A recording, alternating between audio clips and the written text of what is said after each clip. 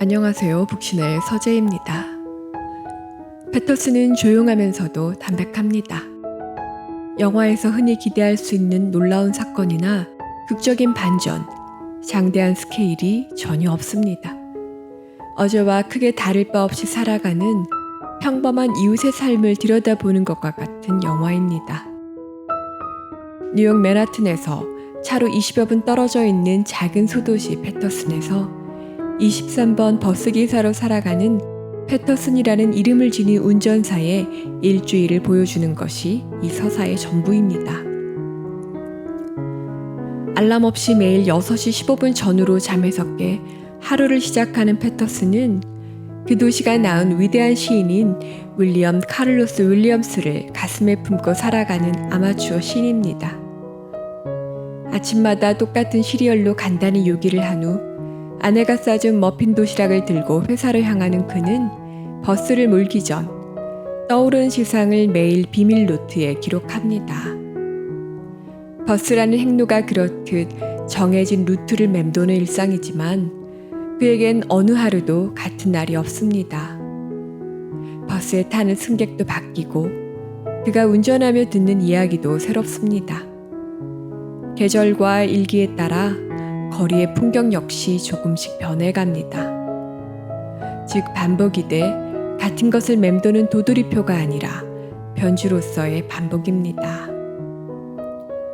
그리고 하루의 마감은 언제나 반려견 마빈과 밤 산책을 한 후 단골바에서 맥주 반잔 마시는 것으로 마칩니다. 좀처럼 감정을 드러내지 않는 무표정한 얼굴의 패터슨은 보기와 달리 사려 깊고 상대의 말을 잘 들어주는 따뜻한 사람입니다. 무엇보다 그의 눈에는 세상 모든 것들이 하찮게 보이지 않습니다. 연애를 시작할 때의 딱 그 마음처럼 유심히 들여다보고 기록합니다. 세상에 이름을 알리는 것도 그의 시를 영원히 남기는 것에도 관심이 없습니다. 멋진 운율과 비유는 없어도 그만입니다. 그는 타인의 삶을 존중하되 경쟁하지 않고 자기만의 방식과 속도, 스타일을 지키며 살아가는 사람입니다. 스타일하면 그의 아내를 빼놓을 수 없습니다. 패터슨이 일정한 틀 안에서 변주를 발견해내고 만들어내는 언어예술가라면 그의 아내 로라는 소녀처럼 꿈꾸며 살아가는 행위예술가입니다. 한마디로 그녀는 혼자 놀기의 달인입니다. 남편이 출근하고 나면 그날의 기분에 따라 인테리어도 수시로 바꾸고 자기만의 스타일로 옷도 만들고 요리도 합니다. 규칙도 없고 정해진 것도 없지만 로라의 하루하루는 그녀의 기분이 이끄는 대로 충실하게 채워집니다. 패터슨의 시가 그만의 비밀 노트에 쓰이듯 그녀의 요리도 정량화할 수 없는 비밀 레시피입니다. 즉 패터슨이 규칙 안에서 자기만의 리듬과 자유로움을 지니고 있는 사람이라면 로라는 즉흥적인 기분에 따라 살되 제자리를 벗어나지 않는 영혼의 소유자입니다. 이 둘은 성격과 성향, 취미가 완전히 다르지만 그 다름을 존중해주고 상대가 커나갈 수 있게 북돋아줍니다. 자기만의 방식을 고집하지도 않고 세속의 잣대로 상대를 주눅들게 하지 않습니다. 살림살이는 넉넉지 않아도 찌들어 보이지 않습니다.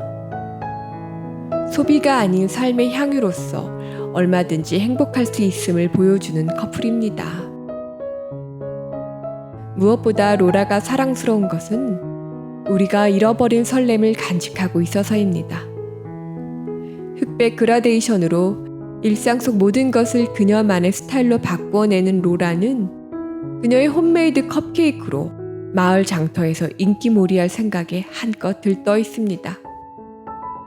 그리고 우연히 본 기타 광고에 매혹되어 기타를 산 후 자신도 언젠가는 유명한 컨트리송 가수가 될지 모른다는 기대감을 감추지 않습니다. 얼마나 완성도에 가까운 연주를 하는가는 이들 부부에게 중요하지 않습니다. 주문한 기타를 손에 넣자마자 자신이 만든 의상을 입고 딱 그녀가 오늘 익힌 분량만큼 남편에게 들려줍니다.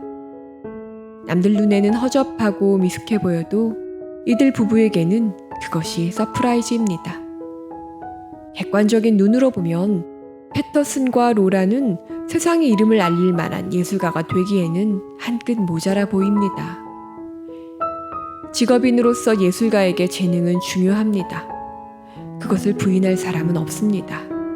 하지만 달과 6펜스의 주인공 스트릭랜드의 말처럼 물에 빠진 사람에게 헤엄을 잘 치고 못 치고는 차후의 문제입니다. 우선 헤어나오지 않으면 빠져 죽는 상황에서 지금 행하는 것이 급선무입니다. 자신이 좋아하는 일을 하지 않고는 못 배기는 사람에게 재능보다 중요한 것은 열정이자 진심입니다. 그리고 진짜 배기 예술가들의 삶은 현실과 병립하기 힘듭니다. 예술의 경지는 녹록하지 않아 자신을 극한의 고독과 고통으로 몰아넣는 광기 속에서만 한 줌 빛이 보입니다.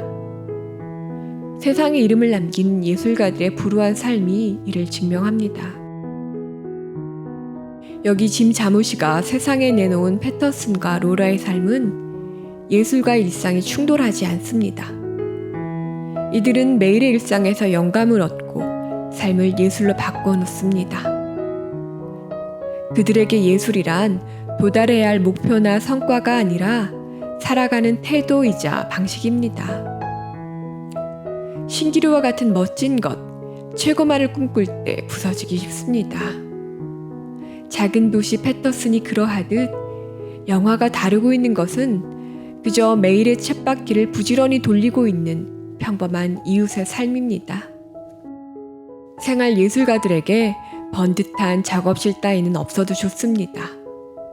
빨래 돌아가는 것을 기다리며 래퍼는 신나게 자신이 만든 랩으로 흥겨워하고 엄마를 기다리는 동안 어린 소녀는 시 한 편 짓습니다. 그리고 패터슨이 매일 밤 들르는 바 벽면의 명예의 전당에는 위인이라 불릴 만한 사람들이 없습니다. 그저 패터슨 시 출신으로 자기 영역에서 알려진 사람이면 족합니다. 바의 주인은 어느 날 패터슨에게 지역신문의 기사를 들고 와 이 사람 정도면 명예의 전당에 붙여도 좋은지 묻습니다. 내가 사는 이 도시가 기억해 줄 만한 사람이라면 충분합니다. 가치와 쓸모는 타인이 부여해 주는 것이 아니라 자신이 만들어가는 것입니다. 돈과 명예를 얻지 못했다 하더라도 남과 비교하지 않고 주어진 하루를 충실히 사는 모든 이들은 명예의 전당에 오를 만한 자격이 있습니다. 이 영화에서 언급된 시인들은 자신의 또 다른 일상을 영위해가며 시를 쓰는 사람들입니다. 에밀리 디킨스를 사랑하고 윌리엄 카를로스 윌리엄스를 자신의 스승으로 삼는 패터슨 역시 언젠가 바 벽면을 장식하게 될지 모릅니다. 아직 패터슨은 스스로를 시인이라고 용기 있게 말하지 못합니다. 하지만 그의 시를 깊이 사랑하고 위대한 시인이자 최고의 버스 드라이버라고 인정해주는 아내 로라가 있기에 패터슨은 세상 속으로 한 발 내디딜 것입니다.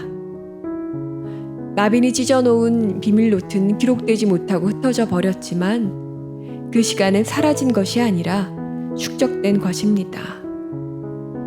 보이지 않는다고 해서 없어지는 것은 아니기 때문입니다. 영화의 마지막에서 일본인이 전해주고 간 빈 노트는 그 텅 비어있음으로 인해 더 많은 가능성을 열어줄 것입니다. 살면서 때로 타성에 젖어 사는 일상을 뒤돌아볼 계기를 갖는 것은 축복입니다. 너무 큰 손실이 가지 않는 선에서 말입니다. 패터슨에게도 23번 버스가 고장이 나 루틴을 벗어나는 일이 생겼습니다. 그때 그는 구속되는 것이 싫어 쓰지 않는다던 핸드폰에 잠시 아쉬움을 가져보지만 그 삶을 바꾸지는 않습니다.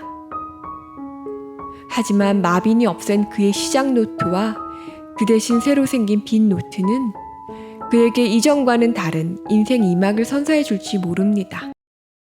이 모든 것은 그의 선택입니다. 우리의 삶은 조금씩 지루하고 저마다 남루합니다. 매일같이 롤러코스터를 타고 오르내리는 삶이라면 버텨내기 힘들 것입니다. 그 별 볼 일 없어 보이는 하루하루가 쌓여 계절이 되고 세월이 됩니다. 그 일상을 견디듯 살아갈지, 아니면 늘 조금씩 변주되는 새로움을 발견하며 살아갈지는 각자의 몫입니다. 감사합니다.